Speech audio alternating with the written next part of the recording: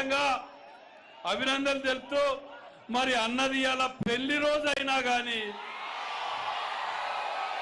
పెళ్లి రోజైతే ఎవరైనా వస్తారా మీరు?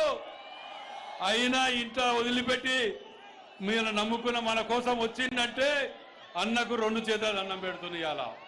అన్న నిజంగా కూడా ఇవాళ మాకు చాలా సంతోషంగా ఉన్నది. మా జిల్లా బాగుపడితే నమ్మకం మాకు నిజంగా కలిగిందన్న. మరి చాలా లేట్ అయింది.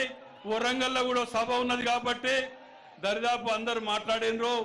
మరి ఇప్పుడు కడియం కావ్య గారిని మాట్లాడించి అక్క మీరు మాట్లాడతారు, కడియం కావ్య గారు మాట్లాడతారు, తర్వాత స్ట్రైట్ గారు రేవంత్ అన్నే మాట్లాడతారని మనవి చేస్తూ కావ్య గారిని మాట్లాడవలసిన కోరుతున్నాను.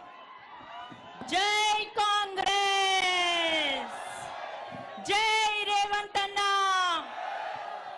ఈరోజు ఇక్కడ హన్మకొండ చౌరస్తాలో సమావేశమైన ఈ సభకి మన ముఖ్య అతిథిగా విచ్చేసినటువంటి మన ప్రియతమ నేత, మన వెలుగు, మన జ్యోతి, మన రేవంత్ అన్న గారికి నా ప్రత్యేక ధన్యవాదాలు.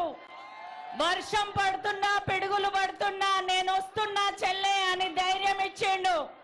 ఇప్పుడు మీ అందరి ముందు కూడా అదే ధైర్యాన్ని మన వరంగల్ నగరాన్ని డెవలప్ చేయడానికి ఇస్తాడు. మన వరంగల్లో కాకతీయుల రాజ్యంలో రాజధానిగా వెలుగొందింది, దేశమంతటా తెలుసు.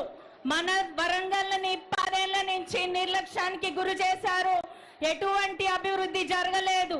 కాబట్టి మన వరంగల్కి ఒక మాస్టర్ ప్లాన్ చేయడానికి, అలాగే మనకి ORR కానీ